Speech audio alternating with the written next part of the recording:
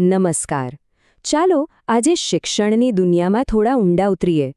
આપણે એ જોવા જઈ રહ્યા છીએ કે કેવી રીતે એક નાનકડી સ્થાનિક પહેલ આખી શિક્ષણ પ્રણાલીને છેક પાયાથી મજબૂત બનાવી શકે છે. અને આ સમજવા માટે આપણી પાસે કડવાલી જિલ્લાનું એકદમ પરફેક્ટ ઉદાહરણ છે. તો આજના આપણા આ વિશ્લેષણનો મુખ્ય સવાલ પણ આ જ છે. એ મૂળભૂત પડકાર જેને આપણે આજે સમજવાનો પ્રયત્ન કરીશું કે કોઈપણ સુધારો શો બહારથી લાદવામાં આવે છે કે પછી એ અંદરથી જ જન્મે છે. તો ચાલો સીધા જ એ જગ્યાએ પહોંચીએ જ્યાંથી આખી વાત શરૂ થઈ. કડવાલ જિલ્લાની પાની માઇન્સ શાળા. અહીં શૈક્ષણિક નેતૃત્વ અને ભણતરની ગુણવત્તા કેવી રીતે સુધારવી, બસ આ જ એક ધ્યેય સાથે ઘણા આગેવાનો ભેગા થયા હતા. તો આ પહેલ પાછળનો મુખ્ય પડકાર શું હતો? ચાલો હવે આપણે એ મૂળભૂત સમસ્યાને સમજીએ જેને કડવાલના સ્થાનિક આગેવાનો ઉકેલવા માટે ભેગા થયા હતા. અને સૌથી ખાસ વાત એ હતી કે આ કોઈ છૂટોછવાયો પ્રયાસ નહોતો. બિલકુલ નહીં. આ તો એકદમ કેન્દ્રિત પ્રયાસ હતો જેણે જિલ્લા અને તાલુકા કક્ષાના આગેવાનોને શિક્ષણના પડકારોનો સામનો કરવા માટે એક જ મંચ પર લાવી દીધા. તો પડકાર તો આપણે સમજી લીધો, પણ એનો ઉકેલ શું હતો? ચાલો હવે એના પહેલા અને સૌથી અગત્યના ભાગ પર નજર કરીએ, અને એ હતો શાળાના આચાર્યોનું સશક્તિકરણ, એટલે કે એમને આપવામાં આવેલી ખાસ તાલીમ. આ તાલીમનો હેતુ ખબર છે? એકદમ સ્પષ્ટ હતો. શાળાના જે આગેવાનો છે એમને નેતૃત્વ અને વહીવટ માટેનું પ્રેક્ટિકલ માર્ગદર્શન આપવું, જેથી એ લોકો પોતાની જવાબદારીઓ વધુ સારી રીતે નિભાવી શકે. અને આ તાલીમ કેટલી ડિટેલ હતી એનો ખ્યાલ આના પરથી આવશે.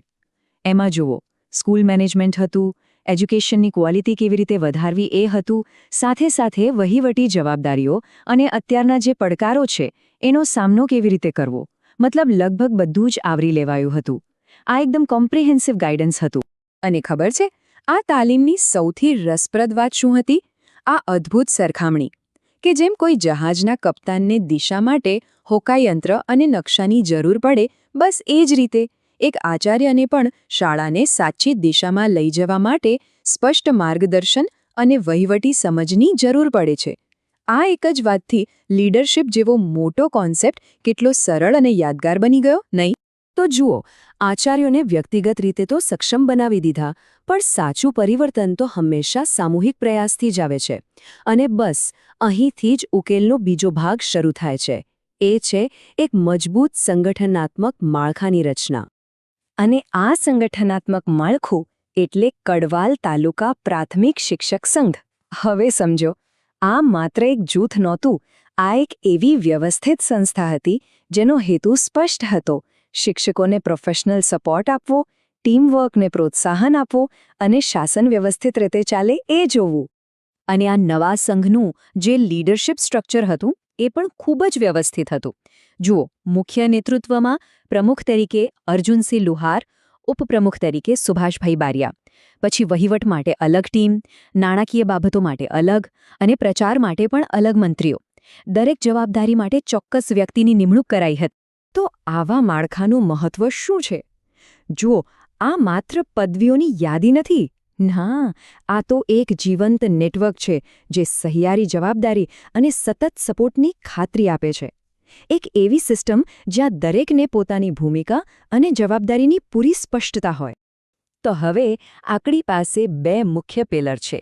એક તરફ છે કુશળ અને તાલીમ પામેલા આગેવાનો, અને બીજી તરફ છે તેમને સાથ આપવા માટે એક મજબૂત સંગઠન. ચાલો હવે સમજીએ કે આ બંને ભેગા મળીને કેવી રીતે સફળતાનો પાયો નાખે છે. આમ જોઈએ તો કડવાલનું આ મોડલ આપણને સુધારણા માટે એક સ્પષ્ટ બ્લુપ્રિન્ટ આપે છે. પહેલું સ્ટેપ, આગેવાનોને તાલીમ આપો. બીજું સ્ટેપ, એમને સપોર્ટ કરવા માટે એક નેટવર્ક બનાવો.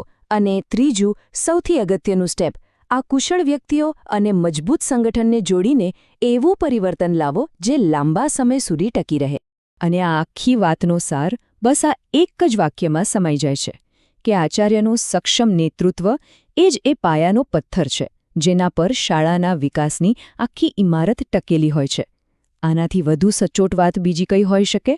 તો આ આખા વિશ્લેષણમાંથી આપણે શું શીખ્યા? મુખ્ય શીખ એ છે કે સાચું અને લાંબા ગાળાનું પરિવર્તન ત્યારે જ શક્ય બને છે જ્યારે વ્યક્તિગત સશક્તિકરણને એક સામૂહિક માળખાનો સાથ મળે. એકલા હાથે કદાચ શરૂઆત થઈ શકે, પણ મોટી સફળતા માટે તો સંગઠન ખૂબ જ જરૂરી છે.